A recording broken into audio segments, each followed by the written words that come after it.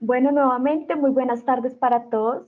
Muchísimas gracias por estar aquí con nosotros en nuestro webinar del día de hoy. El webinar de hoy es en alianza con Alianza Fiduciaria y nuestros aliados estratégicos Indean. David, muy buenas tardes, ¿cómo estás? Hola Jessica, buenas tardes para todos. Bueno, igual estaremos dando ingreso a las personas que se vayan conectando. Mientras tanto, bueno, les voy a contar un poco acerca de nuestro expositor.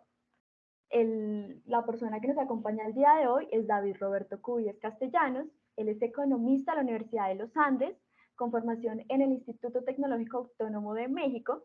Tiene una maestría en economía de la Universidad de París y estudios de doctorado en economía en la Universidad de Barcelona. Ha trabajado en el equipo de análisis, ha trabajado en el equipo de análisis económico de Itaú cubriendo Colombia, en el Citibank haciendo seguimiento a las economías de la región andina y como economista senior en el Banco Popular. Por otra parte, en el exterior estuvo vinculado al Fondo Multilateral de Inversiones del Banco Interamericano de Desarrollo de Washington, D.C. y actualmente es el director de investigaciones económicas de Alianza Valores Fiduciaria y es profesor de cátedra de la Facultad de Economía de la Universidad de los Andes. Bueno, David, un placer tenerte aquí con nosotros. Te doy paso.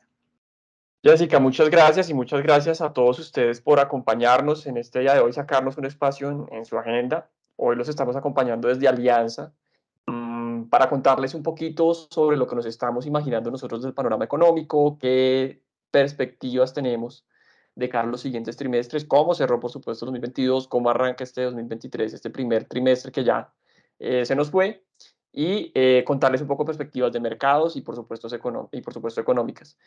También aquí en los asistentes está Joaquín de Pombo, Claudia Prieto y Claudia Quintero, que nos acompañan de nuestra fuerza comercial, que al final pues realmente son los que tienen interlocución con ustedes y nos permiten pues ofrecerles los mejores productos casi que a la medida de la agremiación.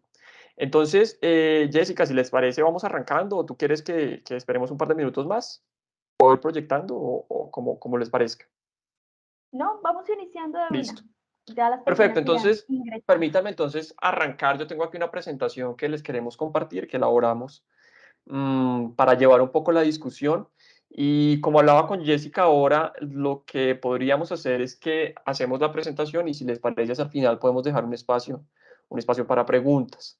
La presentación está dividida en dos grandes partes. Yo les quiero hablar un poco sobre el escenario internacional en primera medida y luego adentrarnos un poco a Colombia y hablar de las principales variables que claramente nos pegan a nosotros como personas naturales, pero también pues eventualmente pueden tener incidencia sobre los planes de inversión que tiene la agremiación.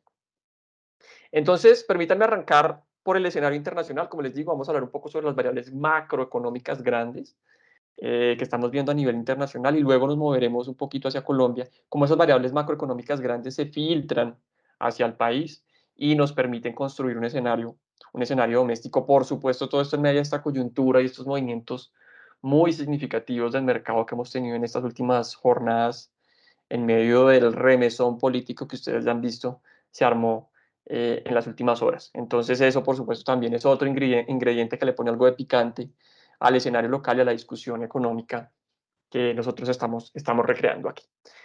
Arranquemos un poco con la primera regla de juego. Nosotros tenemos tres grandes reglas de juego cuando hablamos de economía internacional este año. Arranquemos con la primera y como les digo, a partir de eso vamos a construir un escenario para meternos hacia Colombia. ¿Cuál es la primera gran regla de juego? ¿Qué uno debería pensar cuando le dicen, hábleme o qué se imagina usted en economía internacional este 2023?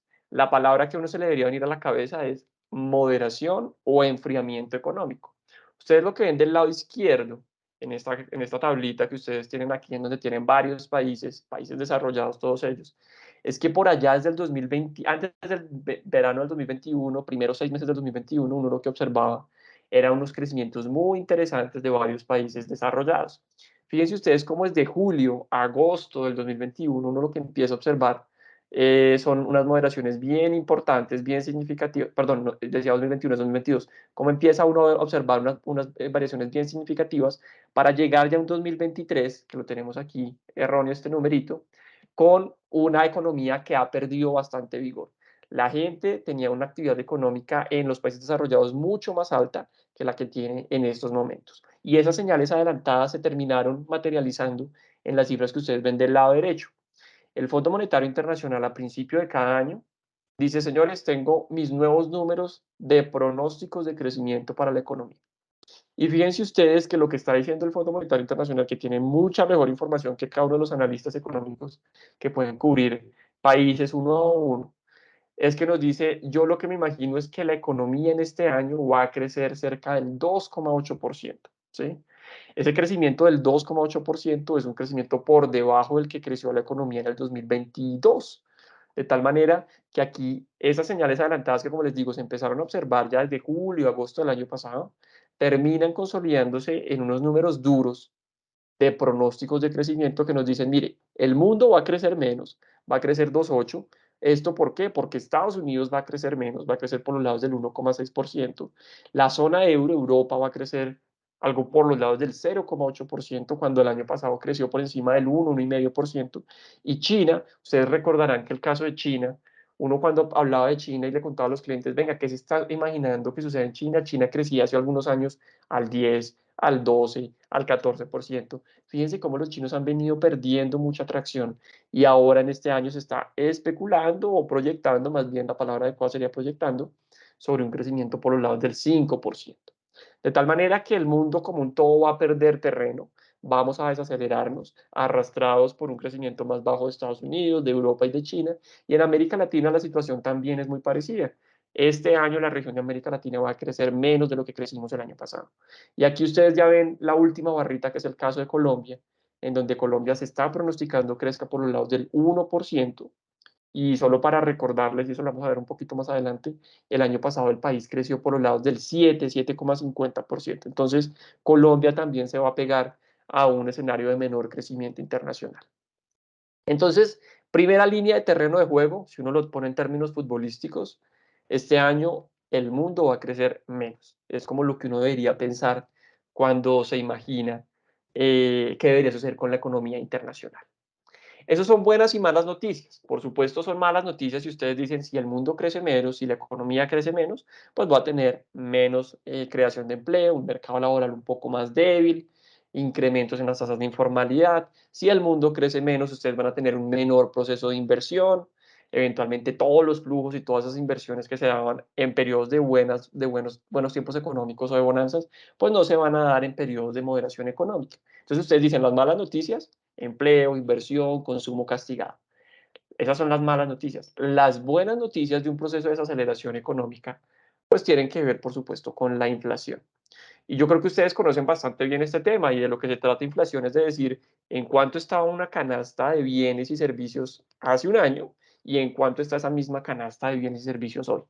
Eso en el caso de Colombia, por supuesto, lo calcula el DANE y el DANE mete en esa canasta lo que en promedio consumimos los colombianos, que eso incluye, por supuesto, vivienda, incluye, por supuesto, alimentación, servicios públicos, transporte, recreación, diversión, una canasta promedio que pueda consumir un colombiano, pues la compara contra lo que valía esa canasta hace un año y le dice frente a hace un año hoy está así.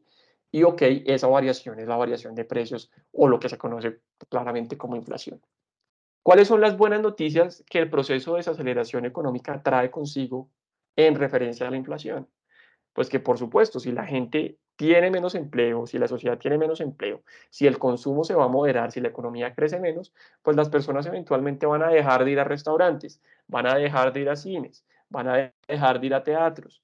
Y todo eso va a llevar a que los productores pues digan, yo no puedo seguir subiendo mis precios y los tengo que estabilizar o incluso debería pensar en recortarlos. ¿Eso qué quiere decir? Que las filas de restaurantes que ustedes vieron el año pasado que le daban dos vueltas al centro comercial, pues probablemente ya no le van a dar dos vueltas y que solamente va a ser una, o incluso ustedes van a pasar derecho y van a entrar mucho más rápido a ese restaurante o al cine, porque la economía está perdiendo vigor. Y si ustedes entran más rápido a ese restaurante y a ese cine, pues probablemente el dueño de ese restaurante y del cine dice, bueno, ahora tengo menos clientes, yo ya no puedo seguir ajustando precios porque eventualmente voy a tener ya una caída en lo que es el patrón de consumo. Entonces, malas noticias desde el punto de vista de crecimiento económico, vamos a crecer menos, eso tiene repercusiones sobre el mercado laboral, la generación de empleo, generación de consumo y de inversión, pero buenas noticias desde el punto de vista de la inflación. La inflación se debería controlar porque tenemos un choque de demanda y ante eso los precios no deberían seguir subiendo como subieron el año pasado, por un lado. Y por el otro, lo que ustedes observan del lado derecho de este slide es también lo que sucede a nivel internacional con los precios y cómo esos precios internacionales se están trasladando algunas variables claves que nosotros creemos van a repercutir para que la inflación también se modere en países como los nuestros de América Latina. Eso que ustedes ven allí es un indicador Baltic Dry que lo que muestra es cuánto cuestan los contenedores, mover un contenedor de un puerto a otro. Fíjense ustedes esa línea, cómo hace unos trimestres subió de manera muy importante, muy significativa. Subió por los lados del 400%, 300%. Esos precios de los contenedores en medio de la pandemia, ustedes recordarán que todos los titulares era, oiga, es que la logística internacional se volvió imposible, los impuestos, los fletes, eso ya cambió, eso ya bajó mucho de precio y fíjense ustedes que después de estar por los lados de 400, 500%, hoy ya está por los lados del 40% o algo por ese estilo. Está muchísimo más controlado. Número uno, precios de contenedores se están moderando. Número dos, los precios de la gasolina a nivel internacional también han venido cayendo porque los precios del petróleo también se han venido moderando. ¿Eso qué quiere decir? Que también vamos a tener una menor presión de inflación desde el punto de vista de la gasolina y de los precios de los combustibles. Y número tres, tenemos aquí también una menor presión de los alimentos a nivel global.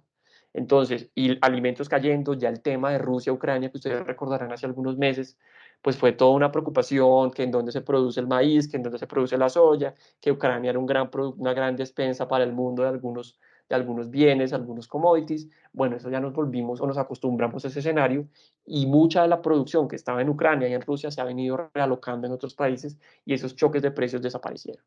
De tal manera que, como yo les digo aquí, si ustedes tienen un menor crecimiento económico y unos precios internacionales, alimentos, gasolina, contenedores que están moderándose, lo que nos imaginamos y lo que muchos analistas están imaginando para este año y para el 2024 es que la inflación retroceda en varios países, incluyendo los países de América Latina. ¿Eso qué quiere decir? Que la gráfica del lado izquierdo que ustedes ven allí, pues ustedes tienen Colombia, por ejemplo, con una inflación del año pasado que cerró en el 13,1% y que lo que se pronostica para este año por parte de los analistas o el consenso en una encuesta de analistas que tenemos aquí es que la inflación caiga del 13 al 8,6%, ¿sí? En el 2023. Y para el 2024 que caiga del 8,6 al 4,5 y para el 2025 que caiga del 4,5 al 3,8. Y fíjense que esa misma historia de caída de la inflación es casi que calcada para todos los demás países. Chile, el año pasado cerró por un lado del 13%, 12,8%. Este año se espera una inflación del 5%. Y en el 2024 del 3%. Y en el 2025 del 3%. Y así les puedo contar la historia de Brasil, de Chile, de Colombia, de México y en general de muchos países. Segunda regla de juego, ¿qué es esta? Con una moderación económica, que es la primera regla de juego, se nos viene una moderación de la inflación, que es la segunda regla de juego. Los precios al consumidor deberían estabilizarse y empezar a moderarse. Es muy importante aquí dejar claro también un tema, y es que ustedes probablemente lo conocen bien, como yo les contaba o les anticipaba, cuando uno habla de inflación, uno habla de variación de precios entre un año y el otro. Eso quiere decir que Alianza, David o todos los analistas de mercado están diciendo que la inflación va a caer, eso significa que los precios van a caer. No, señores, eso lo que significa es que los precios van a dejar de subir, ¿sí? Los precios de la carne, que pasaron de 10.000 a 20.000 pesos, por decir cualquier cosa, en medio del proceso inflacionario, ya hace un año estaban a 20.000 pesos. En abril o mayo del 2020, del 2022 ya estaban a 20.000 pesos. Cuando nos comparemos esos precios de la carne de abril o mayo del 22 contra abril y mayo del 23, pues ya vamos a decir, no, hace un año los precios ya eran altos. Entonces, en términos comparativos, términos interanuales, pues cuando usted se enfrente a los 20.000 de hoy versus los 20.000 de ayer o de hace un año más bien, pues usted encuentra variación cero, variación anual cero. Y eso lo que llevaría es a que la medida de inflación, que es una variación de precios, caiga, se modere y se estabilice en niveles mucho más bajos. No significa que estamos diciendo nosotros que la carne va a pasar de 20.000 a 10.000 o a 5.000. Eso probablemente no va a suceder. Nos quedaremos con precios altos, pero ya los precios van a dejar de subir, se van a terminar estabilizando y tendremos un proceso de inflación estable. Y esa es la segunda regla de juego. Primera regla de juego, moderación económica. Segunda regla de juego, moderación de la inflación. Eso tiene una tercera consecuencia, un tercer encadenamiento en todo este andamiaje internacional, y es qué debería suceder con las tasas de interés. Unas tasas de interés que ustedes han visto en estos últimos trimestres han estado bastante locas, por decirlo menos. Ustedes encontraban unos CDTs por allá al 17, 18%, unos niveles que uno nunca se imaginaría que le podría pagar una tasa como estas, incluso las cuentas de ahorro pagando mucho mejor, nuestros productos en alianza también con unas rentabilidades muy interesantes, eso en medio de las subidas de las tasas de interés. Y aquí quiero que ustedes recuerden un poco cómo funciona este tema de la política monetaria. Y es que el Banco de la República, ustedes lo saben bastante bien, con su junta directiva, en donde hace parte también el ministro de Hacienda, que acaba de salir el ministro Campo y ahora llega el ministro Bonilla, hace parte de esta junta directiva, el gerente del Banco de la República, Leonardo Villar, y otros 5 codirectores se reúnen cada mes o cada 2 meses a decir, bueno, ¿cómo está la inflación? Y dependiendo de cómo está la inflación y el crecimiento económico, yo decido sobre las tasas de interés. Si la inflación está muy alta y si el crecimiento está muy alto, lo que hace el Banco Central es subir las tasas para evitar que la economía se recaliente. Y eso yo creo que ustedes lo conocen bastante bien esa historia. Entonces, yo como Banco Central, como Banco de la República, quiero evitar que mi economía entre en una espiral de mucha inflación, de mucho crecimiento económico. La gente sale, consume, gasta, me genera inflación. Yo como banquero central lo que quiero es controlar ese escenario y para controlarlo mi mejor herramienta es subir las tasas de interés. Entonces yo le digo a la gente, señores, si ustedes se quieren apalancar a través del crédito, quieren sacar su tarjeta de crédito en el restaurante el fin de semana, pues yo por la tarjeta de crédito le voy a cobrar una mayor tasa de interés. Y eso hace que esa persona eventualmente diga, pues no, yo tal vez no me voy a ir a gastar esa plata el fin de semana en el restaurante y me quedo más bien en mi casa y cocino en mi casa. Ese proceso de subida de tasas de interés con el objetivo de que a la gente se le haga más costoso el apalancamiento financiero, con el objetivo de que la gente deje de ir a gastar, deje de ir a consumir, que la economía se modere y ante eso se modere la inflación, es lo que hemos venido viviendo todos los países de América Latina y todos los países desarrollados desde el 2021. En la medida en que las economías crecieron robustamente después de la pandemia y las inflaciones se aceleraron, los bancos centrales lo que han hecho es subir las tasas de interés. Y ustedes ven de la gráfica del lado derecho cómo nuestros amigos de Brasil llevaron las tasas de interés hasta un nivel por los lados del 14%, como nuestros amigos de México, que estuvieron con tasas por los lados del 4 o 5%, las han llevado también a niveles por los lados del 11%, como nuestros amigos chilenos, que arrancaron con tasas del 0,50% por allá en el 2020, han llevado sus tasas de interés a unos niveles por los lados del 11, 11, 25%. Y por supuesto Colombia, que es la línea roja, también lo voy a señalar aquí, tuvimos tasas del 1,75% en plena pandemia. El Banco de la República bajó las tasas para que la gente tuviese un poco más de espacio para consumir en medio de la pandemia. Después de esas caídas de tasas de interés, lo que hemos hecho en los últimos 18 o 24 meses es subir las tasas con fuerza, pasando del 1,75 al cierre del año al 12%, y este año 2023 llevamos con tasas al 13%. ¿Sí? Banco Central respondiendo con una política monetaria fuerte, subiendo las tasas de interés, con el objetivo de que la inflación se controle. Eso, por supuesto, pues es la respuesta que hemos observado, la respuesta de política monetaria. Si David y en general nosotros lo que estamos diciendo es que la economía se va a moderar y que la economía va a mostrar unos menores niveles de inflación, lo que nos imaginamos también es que los bancos centrales van a darse una vuelta en cuanto a las subidas de tasas de interés, se van a estabilizar y van a empezar a recortar las tasas de interés más adelante.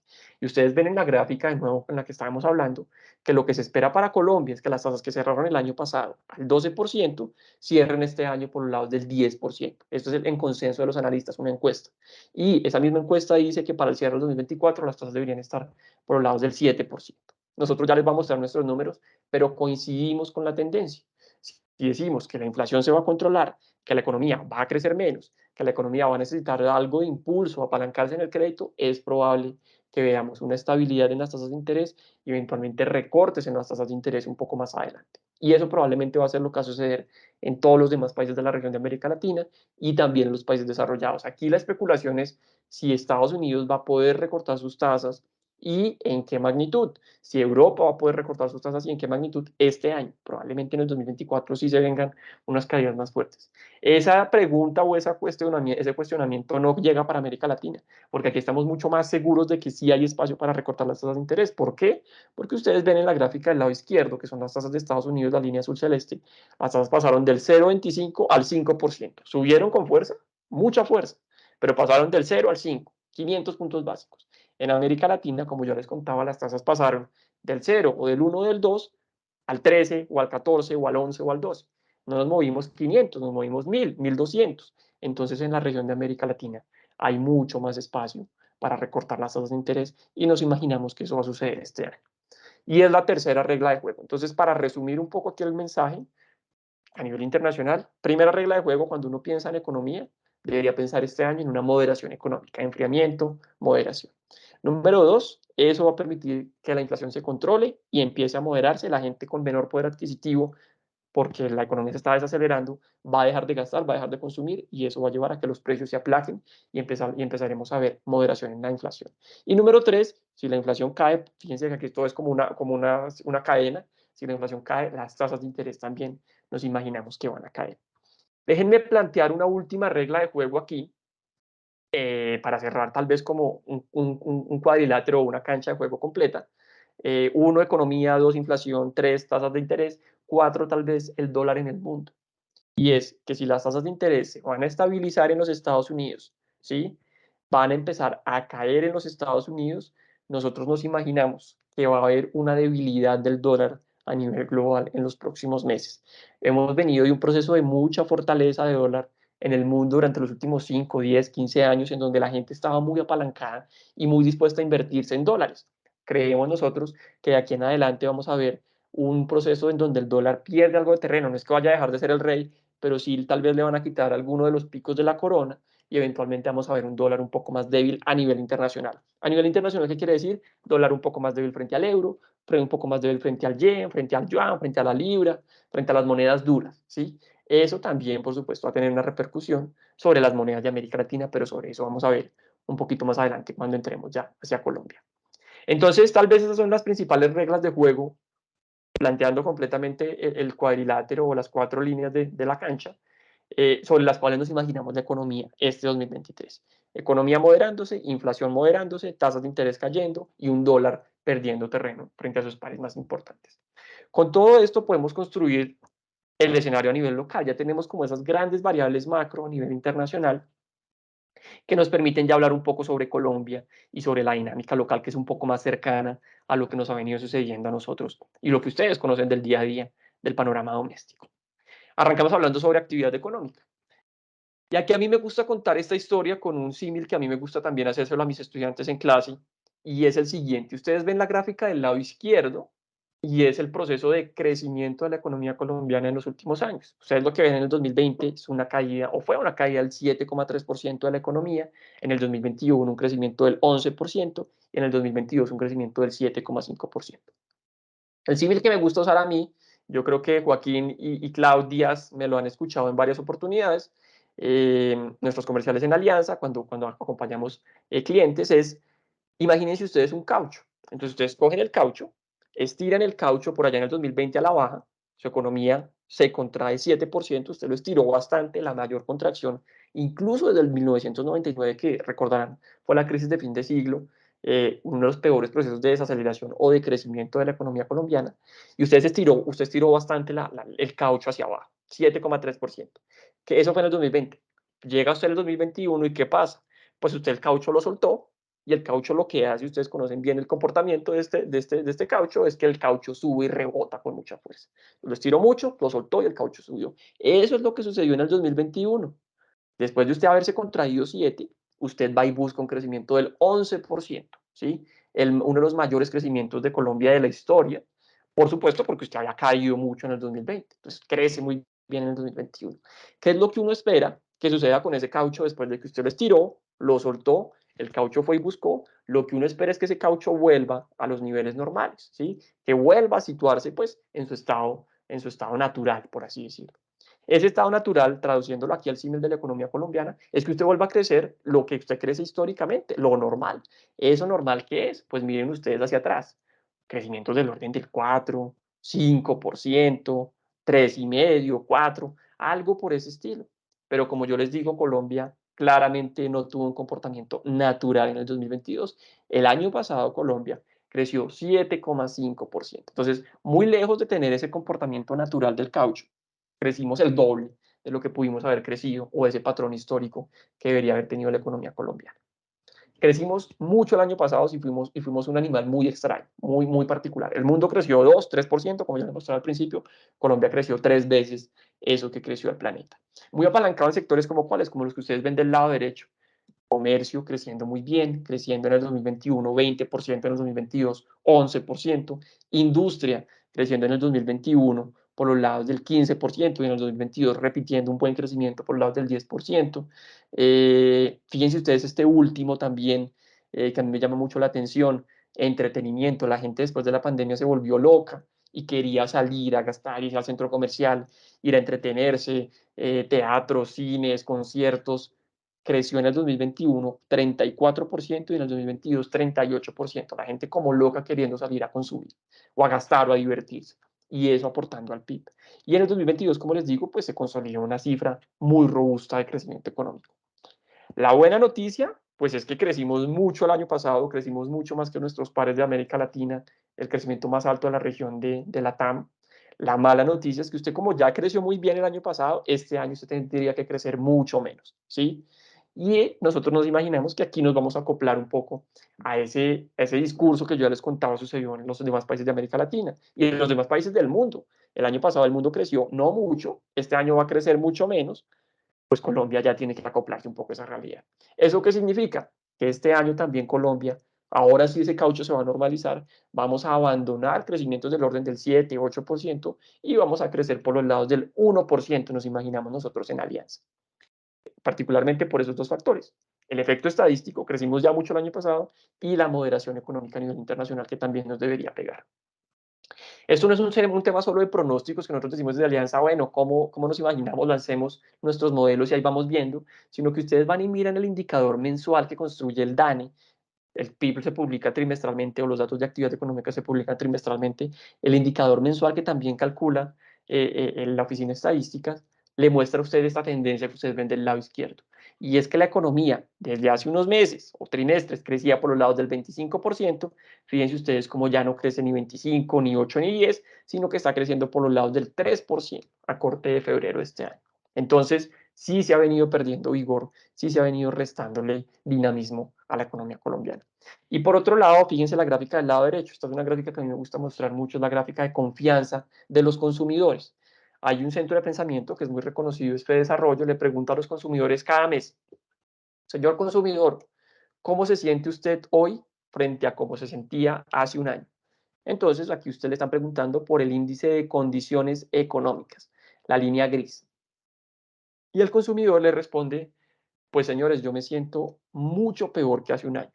Tan peor, si es que así si vale esa frase, que estoy en el peor nivel desde mayo del 2021. Es la línea gris que ustedes encuentran aquí. Entonces el consumidor dice, mire, yo estoy peor que ayer. Listo. Primera pregunta anotada, chequeado. Siguiente pregunta, ¿cómo cree usted que va a estar en un año? En 12 meses, ¿cómo cree que usted va a estar su situación económica? Y el consumidor le responde, que es la línea azul celeste, también yo creo que va a estar peor y en un nivel tan malo como el que también les decía ahorita, mayo, junio del 2021. Traducción de esas dos respuestas, el consumidor cree que hoy está peor que ayer, pero hoy está mejor que mañana, ¿sí? Diciendo ayer hace 12 meses y mañana en los próximos 12 meses. Es decir, el consumidor colombiano ya está viendo que la situación económica se ha venido complicando y no solamente cree que se ha venido complicando, sino que cree que se va a complicar más en los próximos 12 meses. De tal manera que eso también es importante, es una señal adelantada que nos muestra que la economía va a seguir perdiendo vigor.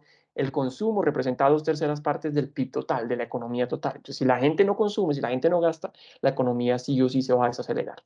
Y eso, como les digo, se va a traducir en una moderación económica, un menor crecimiento, vamos a abandonar ese 7,50% y vamos a crecer por los lados del 1%, estimamos nosotros desde Alianza. Primer mensaje cuando hablamos de Colombia, vamos a volvernos ahora sí nos vamos a convertir en un caucho normal. Vamos a crecer a unas tasas promedio o incluso por debajo del promedio, porque ya el año pasado crecimos mucho y el mundo en esta oportunidad sí nos vamos a acoplar un poco a ese crecimiento y no deberíamos tener unos crecimientos tan altos como los que tuvimos en los últimos 2 años. Primera regla de juego en Colombia. Segunda regla de juego, pues cuando uno se imagina que la economía no va a crecer 7, sino va a crecer 1 y que la gente no va a ir a conciertos, teatros, cines, restaurantes, sino que se va a quedar en su casa porque la situación está un poco más complicada, pues eventualmente la inflación, como yo les contaba cuando hablamos de Estados Unidos y del mundo, también se tiene que moderar. Y lo que nosotros estamos diciendo aquí es que esa inflación que hoy está en el nivel más alto desde marzo de 1999, por los lados del 13,3%, creemos nosotros que va a retroceder con fuerza en los próximos meses. ¿Con qué tanta fuerza? Pues creemos que vamos a pasar del 13,3 a niveles por los lados del 8,7%. Es decir, una moderación, un proceso de desinflación muy importante de aquí a lo que resta de este 2023, devolviéndose 400, 500 puntos básicos de aquí en adelante. Muy apalancado, ¿por qué? Porque nos imaginamos que los alimentos van a empezar a moderarse en la variación anual. Acuérdense ustedes, no es que la carne pase de 20.000 a 5.000 o a 10.000. Nos vamos a quedar con carne a 20.000, pero ya no va a seguir subiendo. Y eso va a hacer que la variación anual se empiece a moderar. ¿Por qué? Porque si los alimentos también se quedan estables, nos imaginamos un componente como el de restaurantes y hoteles, que también, si tienen ese input o ese insumo estable, quieto o moderándose, también restaurantes y hoteles deberían empezar a moderarse. ¿Por qué? Porque también creemos nosotros que el componente de vivienda, que estuvo con un proceso de mucha indexación a principios de este año, debería estabilizarse y empezar a moderarse en los próximos meses. Entonces tenemos varios componentes dentro de la inflación y el efecto base que ya les contaba que nos van a ayudar a que la inflación como un todo se modere y caiga y se devuelva con fuerza en los próximos meses, cayendo del 13%, 13,3% al 8,70%. Entonces, segundo mensaje importante, esa pregunta de inflación. ¿Cuál es el pico de inflación? Nosotros creemos que el pico de inflación lo registramos el mes pasado y que el próximo dato que se conoce el 5 de mayo nos van a decir, señores, la inflación ya se empieza a devolver. A ver si cuando salga el dato se acuerdan ustedes de nosotros y tenemos razón. Y efectivamente la inflación ya empieza a mostrar una tendencia bajista y se acuerdan que en Alianza les dijimos que ya deberíamos ver una inflación moderándose a partir de este mes. Entonces, segundo mensaje importante, después de que les conté la historia del caucho y la moderación económica, la inflación nos la imaginamos dándose la vuelta y cayendo con mucha fuerza de aquí en adelante. Ahora va a haber meses en que podremos pasar del 13 al 12,70 o habrá meses que pasaremos del 12,70 al 12%, así como subimos, fíjense ustedes, estas líneas fuertes como subimos con mucha fuerza en la inflación, nos imaginamos que también puede ser la caída con mucha fuerza en los próximos meses. Y es tal vez el segundo mensaje que yo les quería dejar aquí en términos económicos, atándolo un poco a la inflación. Tercer mensaje clave, cuando nosotros hablamos de una inflación moderándose, y yo se los anticipaba ahorita, pues creemos también que el Banco de la República se va a detener. ¿Se va a detener cuándo? Mañana. Mañana hay reunión del Banco de la República. Nosotros creemos que el Banco Central mañana saca un comunicado después de la 1 de la tarde y nos dice, señores, 13% es de nuevo la tasa que yo quiero fijar. Es decir, la mantengo estable frente a la que fijé en el mes de marzo. Y eso va a ser una señal muy positiva para los mercados, porque fíjense la gráfica del lado derecho.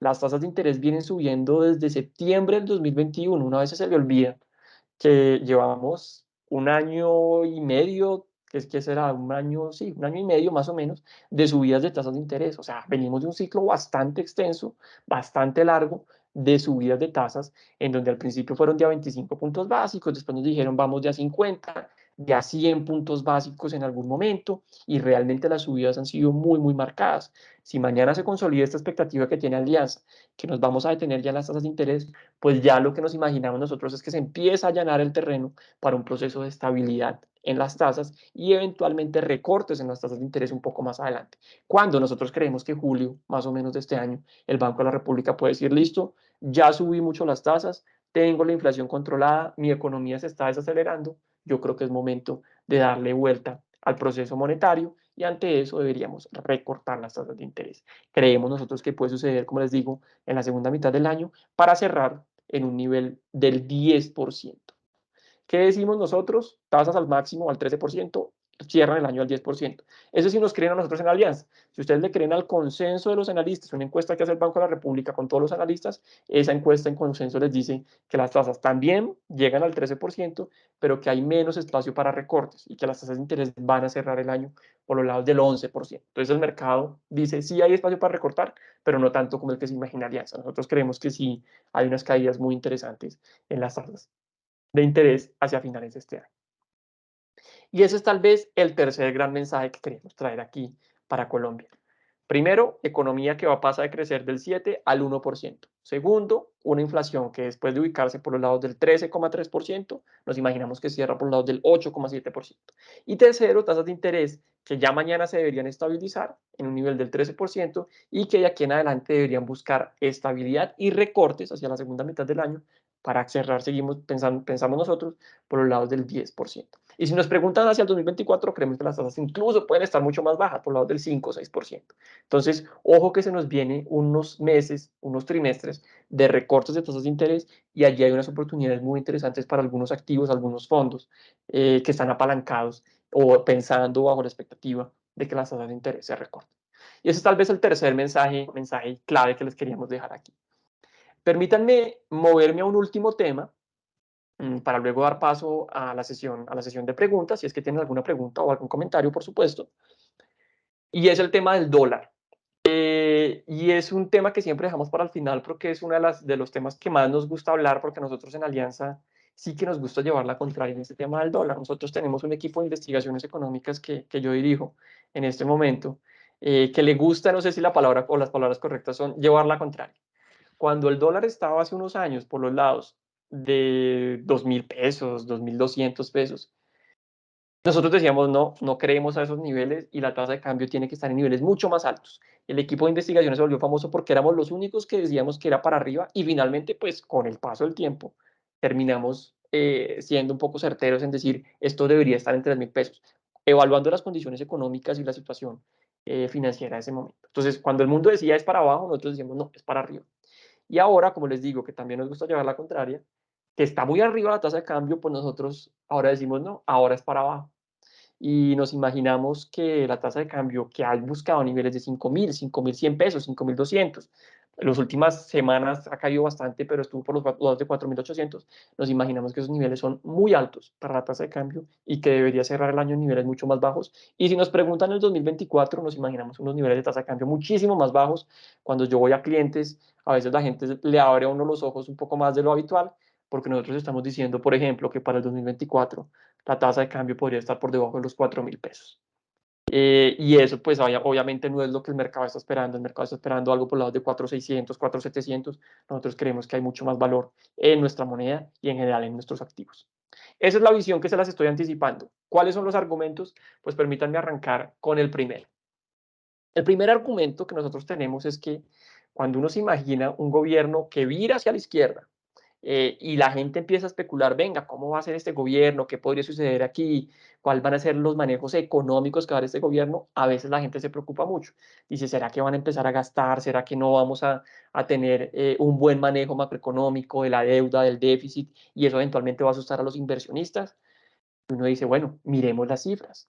¿Qué dicen las cifras? El gobierno colombiano, en cabeza del exministro Campo, que se retira a partir de ayer, pero también lo ha dicho el ministro Bonilla, que está llegando a partir de ayer, quiere recortar el déficit fiscal de una manera muy significativa. Solamente fíjense ustedes en la gráfica de arriba, por favor, y es que Colombia en el 2020 registró un déficit fiscal por los lados del 8%, 7,8%. Por supuesto, estábamos en pandemia, tuvimos que gastar más como país, teníamos que paliar las necesidades sociales, dar algunos subsidios, algunas transferencias, y por supuesto nuestro déficit fiscal se triplicó frente al que teníamos en el 2019. ¿Qué sucedió? Que nos quedó gustando gastar. Entonces, en el 2021, pues tuvimos un déficit todavía bastante alto. Lo redujimos, sí, pero todavía alto, 7,1%. Perdimos el grado de inversión, de hecho, por tener un déficit bastante alto. Pero lo que está llegando al gobierno, Petro, y en cabeza del ministro Ocampo, hasta hace algunas horas, y ahora el ministro Bonilla es, señores, yo tengo un compromiso fiscal y quiero que ese déficit que estaba en el 7,8 llevarlo al 3,8%. Es decir, quiero dividir mi déficit en la mitad este año. Frente a ese máximo que alcancé en el 20, quiero tener un déficit de la mitad en este 2023. Y no solo eso, también quiero que la deuda, fíjense ustedes la gráfica de arriba del lado derecho, se reduzca. Alcanzo a tener la deuda pública o el déficit, la deuda pública como porcentaje del PIB, estuvo por los lados del 60,6% en el 2020, en el 2021 nos quedamos arriba a 68, en el 2022 lo redujimos un poquitín y lo que dice el gobierno es quiero llevarlas a niveles de 56, 55% en el mediano plazo. Entonces, el gobierno está llegando con un mensaje fiscal muy sólido, a decir, me comprometo con las finanzas públicas, recorto el déficit, recorto la deuda, y piensen ustedes aquí, para aterrizarlo un poquito más, los precios de la gasolina.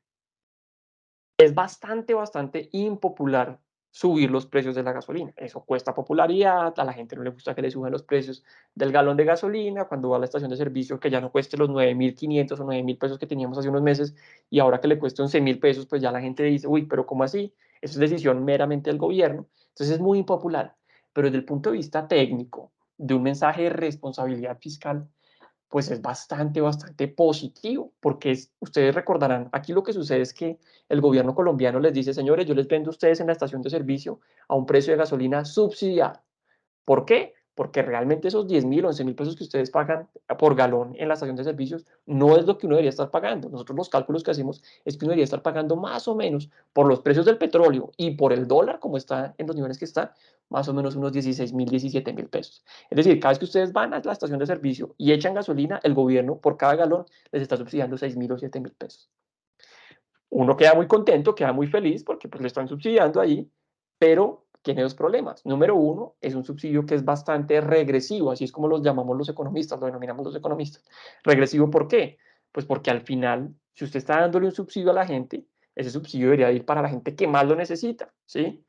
Y no necesariamente las personas que tienen carro en el país, pues son las personas que más necesitan el dinero.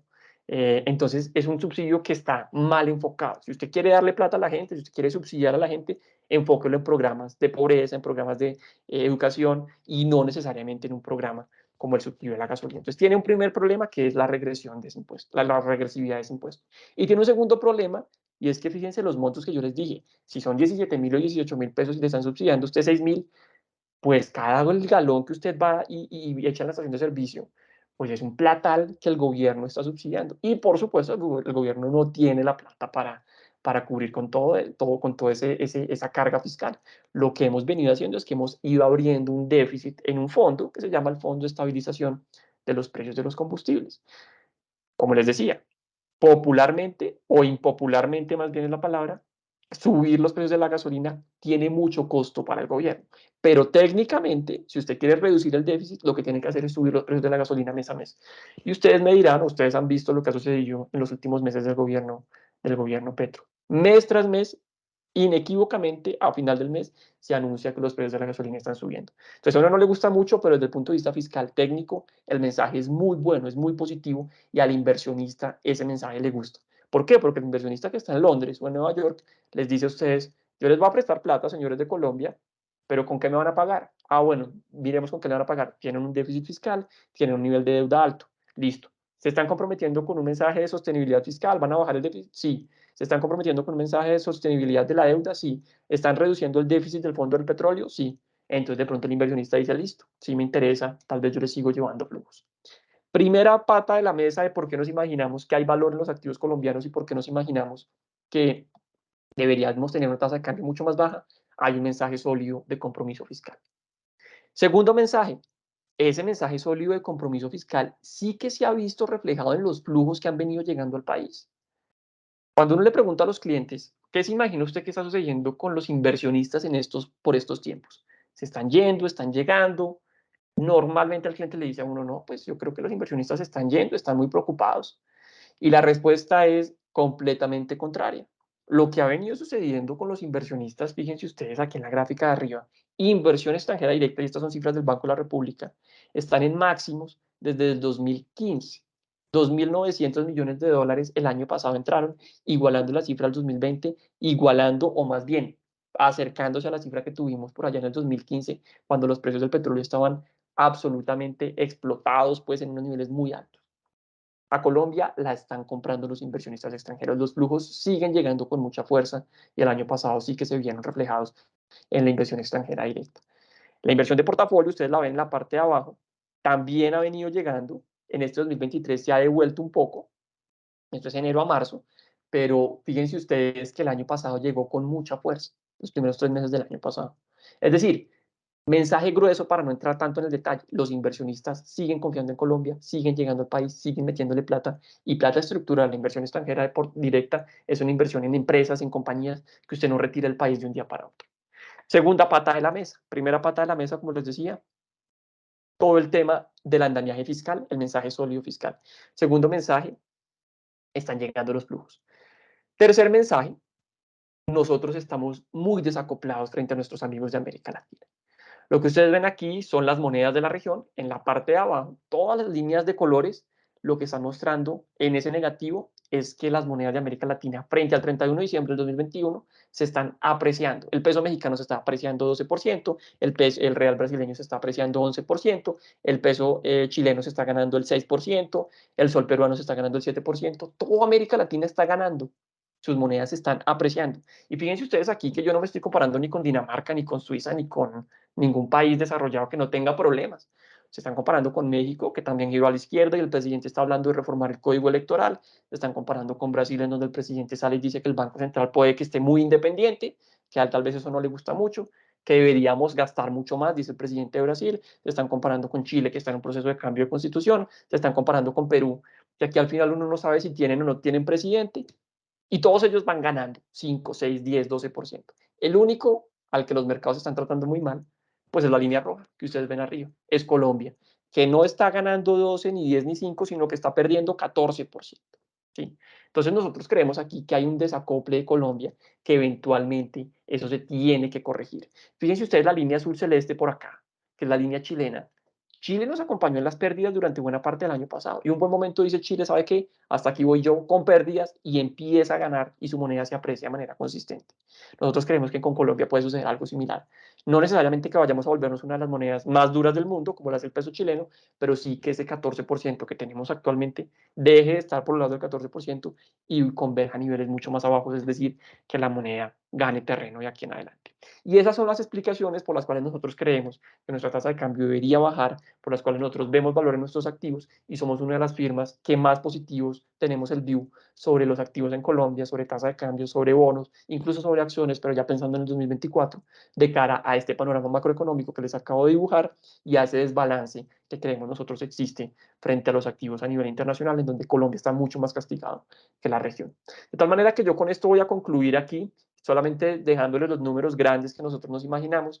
PIB pasando del 7 o 7,5% del año pasado al 1% en este 2023, una inflación que se modera del 13 al 8,70%, una tasa de interés que pasa del 12 al 10% y una tasa de cambio que ustedes recordarán, alcanzamos a ver por los lados de 5.000, 5.100 pesos en algún momento, nos lo imaginamos cerrando este año por los lados de 4, 4.50, y solamente les recuerdo aquí una pildorita, es que hace un año, por allá por marzo, abril del año pasado, a la gente a veces se le olvida, la tasa de cambio estaba en 3.748.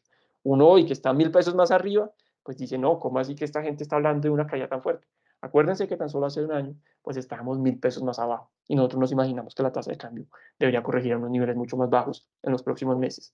Y con eso yo termino aquí. Muchísimas gracias por su tiempo y bueno, quedo atento a preguntas. David, muchísimas gracias. Bueno, les recordamos que si quieren realizar alguna pregunta, algún comentario, lo pueden hacer a través del chat o pueden levantar la mano y nosotros habilitaremos su micrófono y su cámara.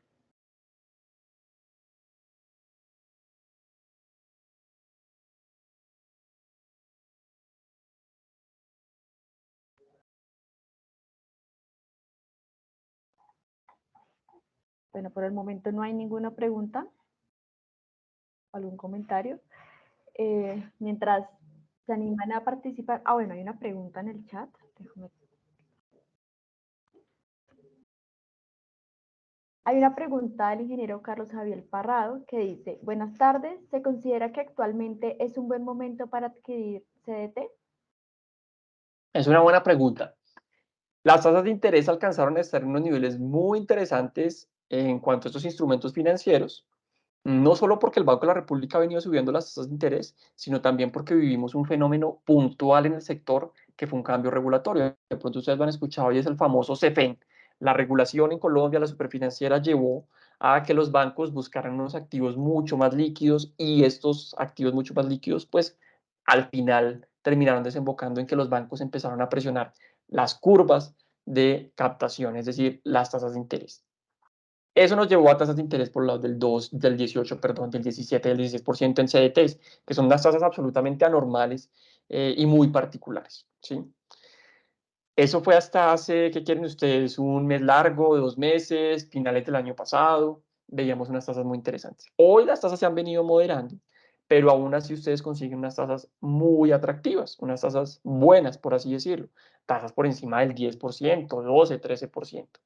¿Qué decimos nosotros? Sí, por supuesto, los CDT son un instrumento interesante, o sea, hay unas tasas de una rentabilidad muy, muy atractivas allí, pero también estos fondos de inversión que ustedes pues, pueden manejar aquí con nuestros comerciales se convierten en una alternativa también muy particular y muy interesante, en la medida en que estos fondos de inversión no necesariamente tienen esos pactos de permanencia tan fuertes como lo tiene un CDT, donde usted entrega la plata y la tiene que dejar durante 90 días al menos, o un año, 2 años, 3 años, sino que en estos productos que tienen los fondos aquí en Alianza, usted puede disponer del dinero en unos plazos un poco menores y las rentabilidades también vemos nosotros que van a ser muy atractivas. ¿Por qué van a ser muy atractivas? Nosotros pensamos aquí, porque como les contaba, las tasas de interés van a empezar a caer, debería darse una inflación que se empieza a moderar y eso nos va a llevar a que los productos de renta fija, los bonos se valoricen. Y estos fondos de los cuales yo les estoy conversando aquí están muy atados a estos productos. Entonces, respuesta corta para no alargarme mucho allí. Los CDTs sí que son un instrumento interesante, pero tienen el problema que pues tienen ese pacto de permanencia, 90 días al menos, un año, 2 años. Los fondos de inversión colectiva, ojalá fuesen los de alianzas, pero tienen el producto o tienen la facilidad o el beneficio que no tienen esos pactos de permanencia tan extensos y las rentabilidades pueden ser iguales o mejores, nos imaginamos nosotros, por ese entorno de tasas de interés que estamos viendo caer. Listo. El ingeniero Luis Fernando tiene la mano levantada. Bueno, muchas gracias, contesta Carlos Javier Parrado. Voy a habilitarle el micrófono y la cámara. Listo, ingeniero Luis Fernando.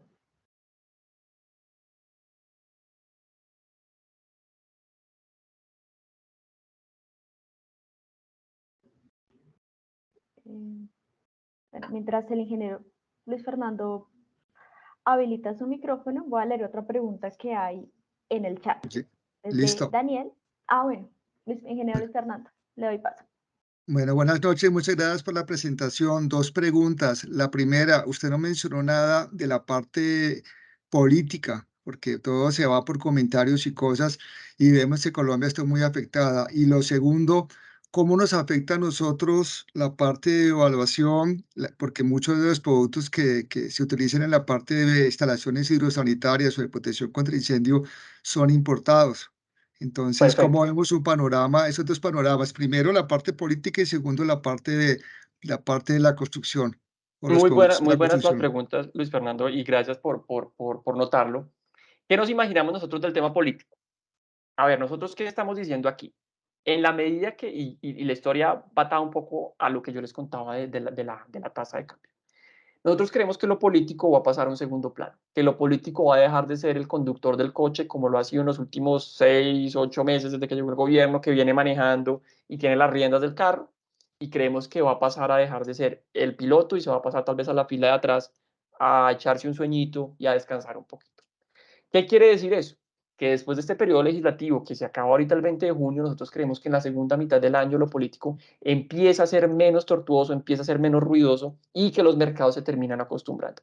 Eso traducido a los activos significa que nosotros creemos que ya los mercados empiezan a leer un poco más al nuevo gobierno, que ya no es tan nuevo, que ya lleva 8 o 9 meses, y terminan diciendo, bueno, una cosa es lo que se dice, otra cosa es lo que se termina haciendo.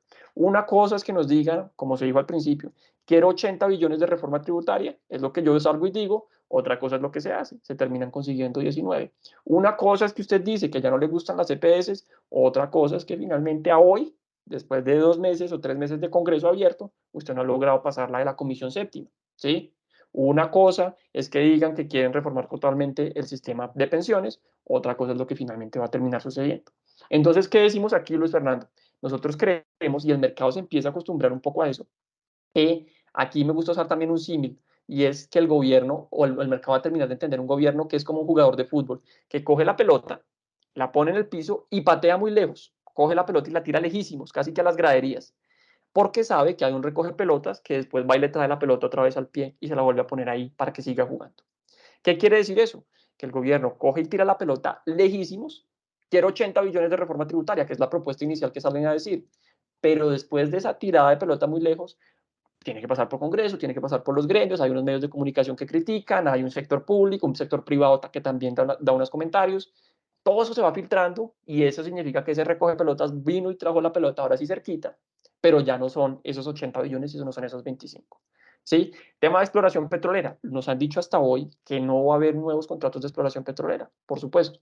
Lo que se está diciendo ahora es que vamos a esperar al mes de mayo al reporte de la ANH, de la Agencia Nacional de Hidrocarburos, que nos diga cómo sale el informe de las reservas. Entonces, ¿qué quiere decir esto? Nos vamos a ir acostumbrando paulatinamente a un gobierno que sale y dice una cosa y que termina haciendo otra. Y que al final eso le quita ruido, creemos nosotros le va a quitar ruido, y pasamos de ser ese gobierno que es el conductor del coche, o este tema político que es el conductor del coche, al tema, o a pasar a la plaza de atrás, a descansar un poquito y que los mercados empiecen a converger un poco más hacia los fundamentales económicos. Primer mensaje, entonces, lo político, creemos nosotros, va a bajar un poco de preponderancia y termina siendo menos relevante en los próximos meses. De hecho, si ustedes se fijan, la semana pasada cuando el presidente Petro sale y dice, yo me imagino que un Banco de la República puede emitir para pagar la deuda social que tiene Colombia billones de pesos, uno dice, con este mensaje van a destrozar los mercados. Pero lo que termina sucediendo es todo lo contrario. Ese día la tasa de cambio bajó, porque los mercados ya saben que una cosa es lo que se dice y otra cosa es lo que se puede hacer. Y en el tema de la devaluación del dólar, pues como yo les decía, dado que ustedes están muy atados a muchos productos que son importados y que la tasa de cambio les pega, nosotros nos imaginamos un dólar que de los niveles en los que está debería corregir a unos niveles mucho más bajos y que debería cerrar el año en niveles por los lados de 4.500, 4.400 pesos. Incluso en el siguiente año nos imaginamos niveles más abajo de los 4.000 pesos, de tal manera que esa devaluación, nos imaginamos nosotros, va a corregirse y eventualmente podría convertirse en revaluación. De hecho, el año, a lo corrido del año, Colombia, antes de los movimientos de ayer y de hoy, estaba reevaluándose este año y tenía una de las mejores monedas de América Latina. Creemos nosotros que ese proceso va a seguir avanzando en los próximos meses. Y no sé, Luis Fernando, si contesté correctamente sus preguntas, o por lo menos lo que esperábamos abordar. Pues no sé, los economistas son muy enredados, me disculpa, pero yo pienso que sí, esperar a ver cómo pasan las cosas y ojalá que siga adelante la economía. Gracias, muy amable. Gracias, ingeniero Luis Fernando. Bueno, te cuento que hay otra pregunta en el chat que es de Daniel y dice, buenas tardes. En nuestra actividad de consultoría manejamos contratos a un tiempo definido, generalmente corto, pero se ha visto recientemente una prolongación en los contratos a precios fijos. ¿Cómo podríamos blindar el valor del contrato con el paso de mucho tiempo? Pero aquí Jessica, yo tal vez sí quisiese volver con Luis Fernando, pues para aclarar un poco el tema. No sé Ok. si no fui suficientemente claro y tal vez necesitamos de nuevo hablar, porque pues si estoy todo muy enredado, pues tal vez eh, volvemos sobre el tema antes de avanzar, para que quede completamente claro. Ingeniero Luis No, señor, Fernando. no, es suficiente. Lo que yo digo es que hay tanta incertidumbre. Un economista dice una cosa, otro dice otra cosa, es complicado y al final le toca a uno al día a día irlo guerreando.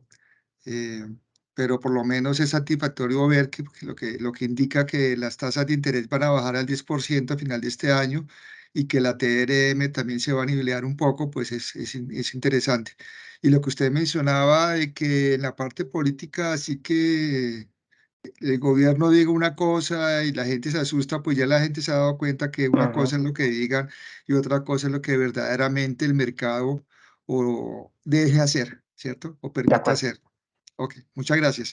Listo, Luis Fernando. Sí, sí, efectivamente eso, pues digamos, de eso se trata yo creo que un poco el mercado, ¿no? O sea, nosotros tenemos una posición y obviamente pues hay colegas que tienen unas posiciones diferentes y eso se termina traduciendo también en los precios. O sea, si yo digo, no, la tasa de cambio es para abajo y otro dice la tasa de cambio para arriba, pues bueno, tenemos oportunidades o visiones diferentes y eso permite pues encontrar puntas. Alguien quiere comprar, alguien quiere vender y termina generando pues esa visión diferente, mercado también.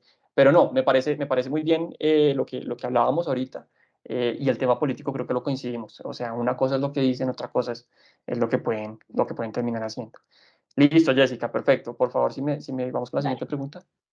Te la voy a volver a leer. Es de Daniel y dice, buenas tardes. En nuestra actividad de consultoría manejamos contratos a un tiempo definido, generalmente corto, pero se ha visto recientemente una prolongación en los contratos a precios fijos.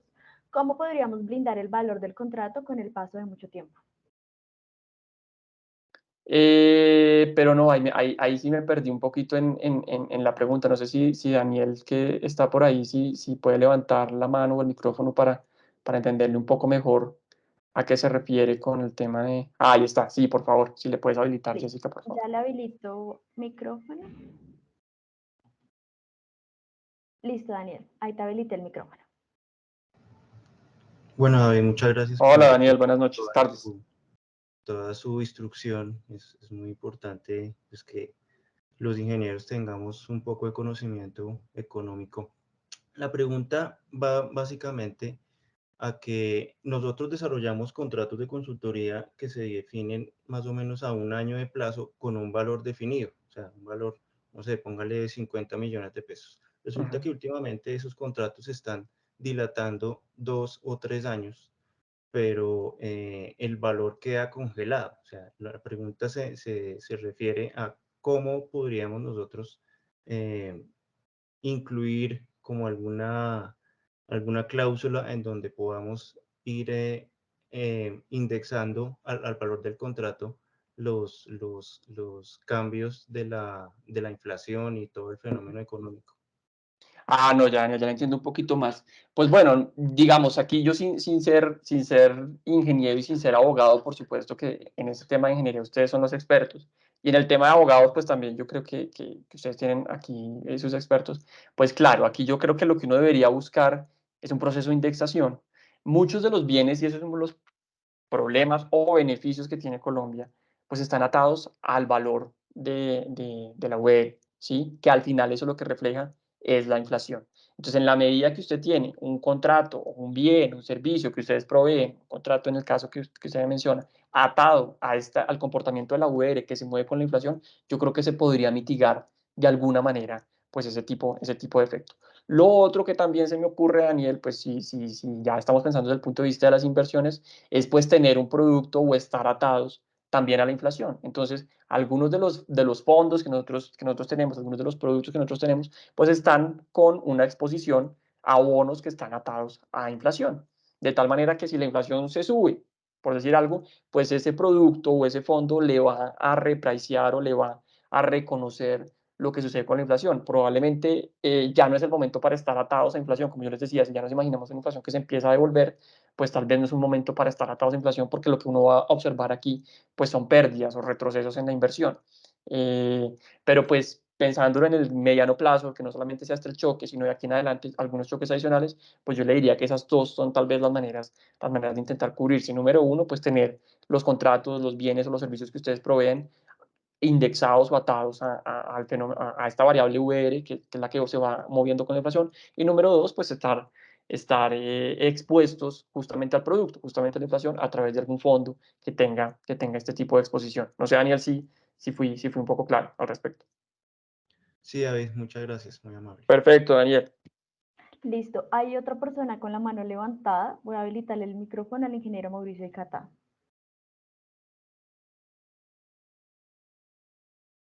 Listo, ingeniera, ya le habilité el micrófono.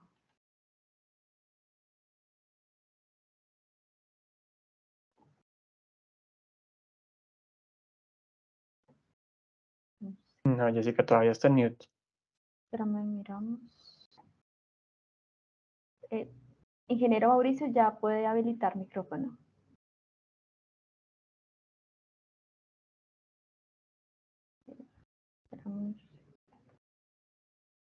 O si le queda más fácil, puede escribirnos la pregunta por el chat y la vamos resolviendo.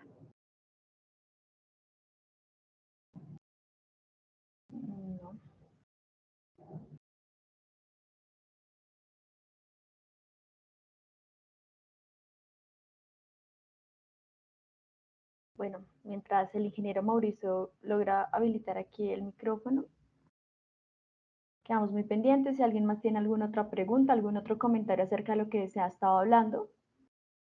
Listo. Voy a habilitar micrófono a Daniel Fernando Salcedo, que también tiene la mano levantada. Listo, Daniel, ya puedes habilitar. Hola, buenas tardes para todos. David, muchas gracias por este conversatorio. De todas formas, quisiera como mirar cómo puede cambiar la perspectiva económica con temas de posibles desincentivos referentes al petróleo, a los combustibles. Sí, es algo que ahorita tocó en la pregunta anterior, pero sí quisiera un poco más de profundidad. Y asimismo, asociado a esto, ¿cómo podría aprovecharse más los temas de bonos verdes y todo este tema de bonos y créditos de carbono? Ok, Daniel, muchas gracias por la pregunta, pero a ver, si me aclaras un poquito frente a petróleo exactamente o combustibles, ¿a qué te Sí, refieres? ¿cómo podría cambiar, digamos, esa perspectiva que nos muestra hoy con posibles desincentivos referentes a disminución de, por ejemplo, lo que estaba comentando en la charla referente a las reservas de petróleo y que, digamos, cada vez se generan un poco más de desincentivos Ya, o, por decirlo así, descarbonización o ya. de... Exactamente. Listo, Daniel, sí, perfecto, buena pregunta. ¿Qué está sucediendo, Daniel? Que obviamente pues el mundo se está moviendo o se ha querido mover hasta antes de la crisis de Ucrania y Rusia hacia un mundo más verde, ¿sí? Un mundo más ecológico, que gasta o que consume menos petróleo, que consume menos carbón. De hecho, Colombia, que sus principales productos de exportación son carbón y petróleo, bienes tradicionales, es uno de los países que está más amenazados en ese sentido, porque nuestras finanzas públicas en buena parte dependen de commodities, de materias primas, y nuestras exportaciones en buena parte están recayendo sobre este tipo de productos. Y el mundo quiere dar un viraje o ha querido dar un viraje hacia productos más limpios, materias primas no tan duras como petróleo y carbón, y pensar en otro tipo de energías. Dos comentarios al respecto. Número uno, Ucrania y Rusia parte un poco la historia en dos y dicen, bueno, sí vamos hacia un mundo más verde, pero tal vez vamos un poquito más despacio. ¿Por qué? Pues porque nos estamos dando cuenta que Rusia era un gran proveedor de gas natural en Europa y si se nos cierra esa manguera o esa tubería, por así decirlo, pues tenemos que conseguir energía muy rápidamente al costo que sea, ¿sí? Y eventualmente, pues eso puede retrasar un poco esos planes de volvernos mucho más verdes en el mediano plazo. Entonces, aquí Colombia, que estaba un poco amenazado, pues vuelve a encontrar un mercado muy interesante.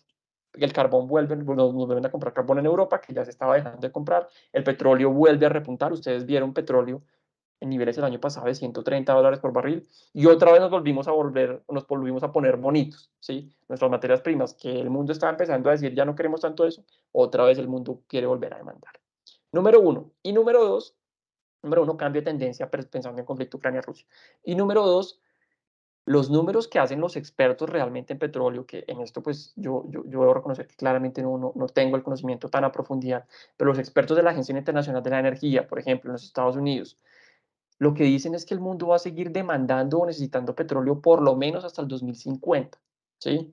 Es decir, uno puede querer moverse hacia una transición más verde, más ecológica, sin tanto petróleo, pero incluso si usted se mueve hacia ese mundo más eléctrico, menos carbonizado, todavía las demandas de petróleo de países como China, de países como India, que ahora India es el país más grande del planeta, van a seguir presionando los precios del petróleo y vamos a seguir necesitando materias primas de aquí en adelante. Entonces, esas restricciones que eventualmente uno se imagina, no, vamos a querer ser más verdes, vamos a querer ser más ecológicos, sí, eso le va a quitar algo de valor a este tipo de materias primas, pero todavía hay demanda, hay mercado para este tipo de bienes y Colombia eventualmente podría aprovecharlo.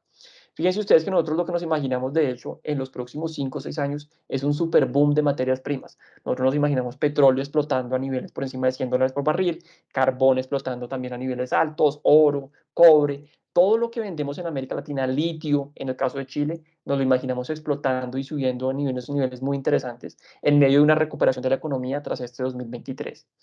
Y eso creemos que va a ser positivo si lo sabemos aprovechar.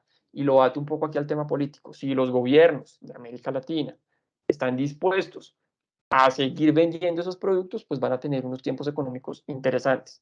Si lo que sucede es que los gobiernos dicen, yo ya no quiero hacer petróleo, como algunos comentarios que hemos visto en este gobierno, o por lo menos nuevos contratos de exploración, yo no quiero hacer cobre, yo no quiero hacer carbón, pues bueno, Aquí nosotros utilizamos un símil y es que tal vez tenemos el billete del baloto en el bolsillo, porque los precios pueden que exploten y nos vaya muy bien, pero si cogemos el bolsillo o metemos el jean más bien a la lavadora, pues obviamente el billete se va a dañar y no vamos a poder salir a cobrar la lotería. Entonces va a depender de nosotros y de los acuerdos políticos que se hagan al respecto, pero por ejemplo Brasil, uno también se imagina como un país de izquierda, que quiere cambiar el mundo y que quiere preservar la Amazonía, lo que ha dicho el presidente Lula es sí o sí yo voy con petróleo y todo el petróleo que pueda explotar y pueda aprovechar, lo voy a sacar. Porque eso genera dinero, eso genera crecimiento, eso genera recursos para el gobierno para intentar aprovecharlos en programas sociales, por ejemplo. Entonces, pues va a depender también un poco de lo que decían las autoridades. Pero en principio, para resumir un poco la respuesta, Daniel, es sí estamos en un proceso de descarbonización, un proceso de mundo verde, de mundo un poco más ecológico, pero todavía hay demanda para materias primas, hay demanda suficiente para petróleo, para carbón, incluso esa demanda se asentó un poco después del conflicto Ucrania-Rusia. Y eso tal vez sería lo que yo diría aquí al respecto. No sé si fui claro. Sí, señor, muchas gracias. Listo. Listo, Daniel, gracias. Bueno, el ingeniero Mauricio Icatá escribió su pregunta aquí a través del chat, te la voy a leer. Dice, ¿cómo se puede generar confianza en los inversionistas en este momento, teniendo en cuenta la baja, por ejemplo, en el sector de la vivienda que nos ha afectado como consultores? Esa es una muy buena pregunta también del ingeniero. ¿Y nosotros qué estamos diciendo? Fíjense ustedes que yo les mostré cifras de confianza del consumidor, por ejemplo, y si les muestro las cifras de confianza de los industriales y confianza de los comerciantes, los resultados son muy parecidos. La confianza se ha venido perdiendo y eso va a generar un menor crecimiento económico. ¿Qué creemos nosotros que va a terminar sucediendo? Como yo les anticipaba con la pregunta de hace un par de minutos, que nos vamos a terminar acostumbrando, ¿sí? A que lo que se dice es una cosa y lo que se hace es otra cosa diferente. Pero no es que se estén mandando mensajes de por sí positivos, aparte del mensaje fiscal que ya lo discutimos. ¿Qué tiene que suceder? Pues bueno, creemos nosotros que, y eso tal vez puede ser una oportunidad, ojalá sea así, que se tiene que llegar a consensos, que el gobierno tiene que escuchar un poco más, no solamente a sus alfiles, a sus miembros del gabinete, sino pues por supuesto a los gremios, a ustedes, a los gremios de la salud. Yo me senté con el gremio de construcción, con Camacol, hace apenas una semana larga, en Cali, hablando un poco sobre eso. Y fíjense que allí ya, por ejemplo, en este gremio se estaba empezando a construir algunos puentes con la ministra Catalina Velasco, en donde decían, mire, acá hay unas caídas muy significativas de la vivienda BIS particularmente, y eso en parte tiene que ver con la desaceleración económica, pero también con un cambio en el proyecto, en el subsidio Mi Casa Ya, o en el programa Mi Casa Ya. Y ya la ministra había dicho, bueno, ustedes tienen algo de razón, vamos a destinar 1 billón de pesos más para el programa, ¿sí? Entonces, esa comunicación, esa tendida de puentes, lazos para entendernos un poco mejor por parte del gobierno y del sector privado, yo estoy seguro que ustedes y el sector privado en general quieren que el país le vaya bien, quieren que las cosas avancen, quieren que se genere empleo, quieren que se genere actividad económica. Pero sí el mensaje que nosotros hemos también intentado transmitir cuando nos sentamos con algunos funcionarios del Ministerio de Hacienda, pues es que los puentes tienen que estar un poco más abiertos a la conversación. Ya la economía le está mostrando a usted que se está desacelerando, ya las señales de confianza se están mostrando caídas, ya la popularidad de la misma administración, no sé si ustedes vieron los indicadores de Inbamer el día de ayer, niveles de popularidad del presidente Petro por lado del 30-35%. Le está mostrando a usted que las cosas se han venido desalineando un poco, ¿sí? Que los mercados nos vamos a acostumbrar a eso y como les digo, pues al final, si no se puede hacer nada, pues para el mercado va a decir, bueno, una cosa es lo que dicen, otra cosa es lo que hacen, pero sería mucho mejor que sí se pudieran hacer cosas, pero cosas positivas y cosas que permitan avances económicos. Entonces tal vez mi respuesta corta sería seguir avanzando con esos diálogos, seguir avanzando con esa tendida de puentes como ya está sucediendo en algunos ministerios. En el caso de vivienda, uno ya escuchaba un poco más de oído, tal vez, veía un poco más de oído por parte de las autoridades para escuchar, decir, sí, hay un problema, tal vez tratémoslo. En Hacienda uno transmitía las preocupaciones y realmente, por lo menos hasta ahorita con el ministro Campo, pues fluían bastante bien. El ministro Campo salía y daba calma, salía y daba tranquilidad. Creo que el ministro Bonilla también puede cumplir con esa labor y en general, pues esperaría yo que si uno quiere avanzar para ese tema de confianza, se tiendan más puentes por parte de la administración. Yo creo que aquí todos estamos interesados en que al país le vaya bien, en que a la economía le vaya bien, y eso pues va a pasar también un poco por el lado de un mayor oído y una mayor tendida de puentes, diría yo aquí, ingeniero. Listo, David, muchas gracias. No sé si tengan alguna otra pregunta, algún otro comentario. Daniel dice, ¿qué perspectiva tiene para el sector inmobiliario? Buena pregunta también. Como yo les contaba, nosotros nos imaginamos una economía que como un todo se va a desacelerar, como un todo y también por sectores. El sector constructor va a ser uno de los sectores que probablemente más va a sufrir este año, castigado por 2 o 3 factores importantes. Número uno, ustedes lo mencionaban, tasa de cambio que afecta a los costos de la producción o los costos de los productos que se utilizan. Número dos, en general la inflación y los costos al productor están altos, no solamente es un tema de tasa de cambio, sino que en general todos los costos se han venido subiendo. Y número tres, las tasas de interés. El sector inmobiliario está muy apalancado, necesita mucho apalancamiento del sector financiero y eventualmente los cierres financieros no cuadran ahora con tasas de interés por los lados del 13%, y cuando ustedes van y piden un crédito hipotecario, pues les cobran unas tasas incluso más altas que al final impiden que se dé el cierre financiero, y ante eso se empiezan a incrementar los desistimientos, se empiezan a incrementar las viviendas que no se pueden colocar y se empieza a retrasar un poco el sector. ¿Cuál es la perspectiva puntual para ese sector de nosotros desde Alianza? Nosotros creemos que es uno de los sectores que más se va a desacelerar. Ya uno está viendo las noticias, si ustedes lo vieron por parte de Camacol, caídas de la vivienda bis y vivienda no bis de 2 dígitos. Incluso el presidente Herrera nos mostraba hace poco que esta crisis incluso, o esta desaceleración, ha sido más fuerte en términos comparativos y relativos que la crisis del 2020, de la pandemia, que la crisis del 2008-2009 y la crisis del petróleo por allá en 2014-2015. Entonces ya se está viendo una desaceleración importante y nosotros nos imaginamos que sí efectivamente se va a materializar. ¿Qué puede uno imaginarse de aquí en adelante? Bueno, las cosas tal vez, como estamos partiendo de un punto ya muy bajito, podría uno pensar que se puede dar un cambio en el viraje. Uno, si se ajustan las políticas, como yo les mencionaba, este tema de mi casa ya, tema de subsidios, el presidente Petro por allí trinó que para la recuperación económica el sector vivienda iba a ser uno de los pilares. Dos, si nos imaginamos que las tasas de interés empiezan a moderar y a caer, y tres, que la inflación también empieza a moderarse, nos imaginamos nosotros que hacia adelante podrían venir tiempos mejores, pero eso no va a suceder ni en el segundo ni en el tercer trimestre. Tal vez va a ser un tema ya de recuperación un poco más tardía, hacia finales de este año y principios del 2024. Resumen de la pregunta, o más bien resumen de la respuesta. Un sector que va a estar castigado al igual que varios sectores en la economía, de los más castigados tal vez, castigado por tasas, inflación y precios en general, pero creemos nosotros que si hay consensos, hay apalancamiento en el gobierno y cambian la dirección de las tasas y la inflación hacia el tercer o cuarto trimestre de este año, podríamos ya ver algo de recuperación que se debería consolidar ya en el 2024. Perfecto, ingeniero. Listo, David, muchísimas gracias. Yo creo que por ahora estas serían las preguntas. Perfecto. Muchísimas gracias. Desde APROCOP agradecemos. Ah, bueno, el ingeniero Emiliano Párraga tiene la mano Sí, tenía la levantada. pregunta. Respondamos esta. Voy a habilitarle el micrófono. Listo, ingeniero Emiliano. Ya puede activar su micrófono y hacer la pregunta.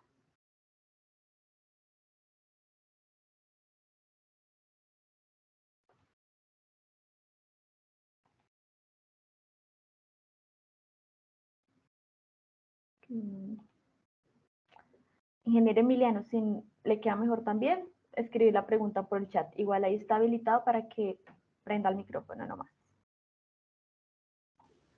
Aló, ¿me escuchan? Ya. Sí, señor, ahí lo escuchamos. Hola, David, buenas noches.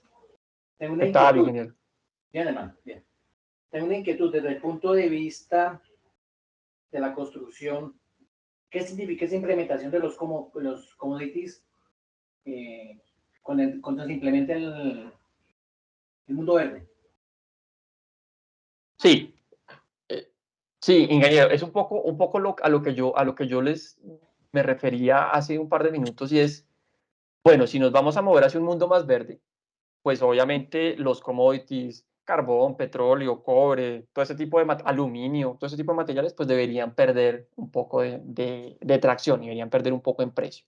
Sin embargo, yo creo que ese escenario estaba más claro antes de la guerra Rusia-Ucrania, y uno debería moverse ese escenario con mayor rapidez antes de la guerra Rusia-Ucrania. Uno decía, bueno, sí vamos hacia ese mundo por allá en el 2030, 2040.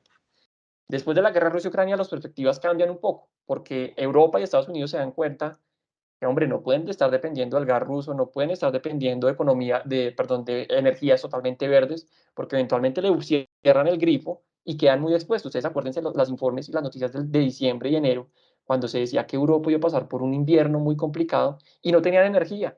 Entonces allí Alemania, Francia, Italia vuelven a pensar en energías que no son tan verdes, pero que las necesitan. Entonces ese proceso, ingeniero Emiliano, en donde uno decía, vamos directo hacia la descarbonización, vamos directo hacia un mundo más verde, pues pareciese que ya no va a ser tan directo y que va a tardar un poco más de tiempo. Entonces, esos plazos 2030 ya no van a ser 2030, sino más bien 2040, 2050. Y como yo les decía, los números de los expertos dicen, señores, igual a si ustedes quieran volverse verdes, igual a si ustedes quieran comprar carros eléctricos, igual a si ustedes quieran poner paneles solares, el mundo como un todo va a necesitar petróleo y carbón de aquí al menos hasta el 2050, 2060. ¿Por qué? Pues porque es que el mundo desarrollado sí se puede dar el lujo de comprar carros eléctricos, puede poner paneles solares, pero el mundo donde más gente hay, que es India, que es China, pues no tiene ese nivel de desarrollo. Y todavía vamos a requerir petróleo, carbón, gas, ¿sí? Que no son tan verdes, que no son tan limpios. Entonces, a costa un poco del tema climático, sí, pero va el desarrollo tal vez por delante y todavía yo creo, y es lo que dicen los expertos, se van a necesitar un poco esas materias primas y a pesar de que queramos vivir un mundo más verde y sentirnos un poco mejor con el clima y con el ambiente, pues todavía las materias primas van a seguir teniendo una demanda muy importante y los precios, como les digo, no los imaginamos nosotros, que van incluso a explotar en los próximos años y vamos a tener unos precios muy interesantes para las materias primas de cara a los próximos 3, 4 años. David, un poquitico más alargadita la pregunta en el sentido de que ¿qué tipo de materias primas se implementarían en la construcción? Esa es la pregunta puntual. Eso va mi pregunta. Perfecto. Pues fíjese, o sea, si uno se imagina que está migrando hacia energías un poco más verdes o construcciones un poco más verdes, pues estos materiales, no sé, plásticos que se han venido utilizando hasta ahora, ustedes por supuesto en eso son mucho más expertos que yo, pues uno debería empezar a darle la vuelta y a buscar otro tipo de materiales. Pero mi respuesta igual aquí, ingeniero Emiliano, es así uno quisiese, digamos, migrar hacia un mundo más verde, más ecológico, ese es el deseo, pero no necesariamente es la realidad, porque la situación económica tal vez no le da a uno para pensar en materiales mucho más verdes, abandonar el asfalto, abandonar los plásticos, dejar de utilizar petróleo para los transportes. Eso al final uno puede que quiera que sea así, pero realmente tal vez se va a tardar mucho más años en lograrse. No va a ser tan fácil de un mundo que está pasando de una recesión económica o el año pasado, moverse hacia energías que son un poco más costosas y materiales que son un poco más costosos, a menos que haya un cambio completamente en el paradigma y esos nuevos materiales verdes sean más baratos que los materiales tradicionales. A menos que eso no suceda, pues creo yo que ese proceso se va a retrasar y migrar ese tipo de materiales en construcción y en general en toda la industria y abandonar materias primas, creo yo que va a ser un poco más lento y más difícil. Ok, muchísimas gracias. Buenas noches. Perfecto. Listo, Jessica. Yo creo que entonces aquí, aquí terminamos, que Cerramos justo tengo nuestro una espacio. entrevista en 2 minutos. Dale, David, muchísimas gracias. De Aprocof agradecemos por este espacio, por esta información tan valiosa para todos nosotros. También agradecemos a Alianza por haber hecho posible este webinar y no cabe también mencionar a nuestros aliados estratégicos Indean, que si quieren saber más de ellos pueden visitar su página web www.indean.co. Además, les recuerdo que este webinar será subido a nuestro canal de YouTube. Nos encuentran como Aprocof, canal oficial. Muchísimas gracias a todos por estar aquí con nosotros. David, nuevamente, muchísimas gracias. Perfecto, Jessica. Muchas gracias a ustedes y muchas gracias en general por la invitación. Nosotros desde Alianza, pues atentos a cualquier solicitud que ustedes tengan a través de nuestros comerciales. Por aquí estaba Joaquín, Claudia Prieto y Claudia Caicedo. A cualquier tipo de inquietud que tengan de aquí en adelante. Muchas gracias y feliz tarde, feliz noche. Feliz noche para todos. Que estén bien.